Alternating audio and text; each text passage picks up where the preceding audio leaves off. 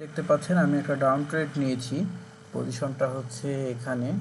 তো আমি শিওর ছিলাম যে আমার এই ট্রেডটা ডাউনই আসবে, কারণ মার্কেট ক্লোজ দিবে হচ্ছে এইটার সাথে, এই যে নিচে এইটার সাথে মার্কেট ক্লোজ দিবে, নিচে ডাউনে এসে। সো আমি ট্রেডটা এখানে নিয়েছি।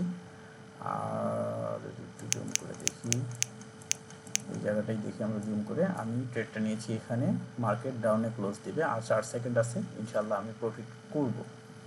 ওকে, এই যে রেজাল্ট চলে আসছে অলরেডি, প্রফিট। ঠিক আছে।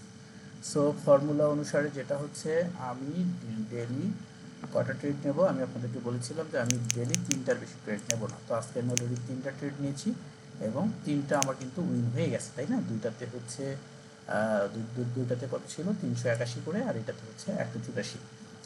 সো আমি আজকে আর ট্রেড নিব না। এখন যদি আমার মনে হচ্ছে যে আমার অলরেডি 700 800 $900 হয়ে গেছে, তো আমি আরও ট্রেড নিই, আমার লোভ হইতেই পারে, তাই না? টাকার লোভ অনেক বড় জিনিস। সো আমি কিন্তু এখন আর ট্রেড নিব না। তো আমি হচ্ছে যে মার্ক করে দেখাচ্ছি আপনাদেরকে কিভাবে ট্রেডটা আসলে আসলো। এইটা ছিল রেজিস্ট্যান্স, সাপোর্ট, আর রেজিস্ট্যান্স ছিল এই যে এটা হচ্ছে বিগ রেজিস্ট্যান্স, এখানে একটা হয়েছে, এখানে একটা ক্রিয়েট হয়েছে। আমি ট্রেড কোথায় নিয়েছি, আমি ট্রেডটা নিয়েছি হচ্ছে এখানে এসে।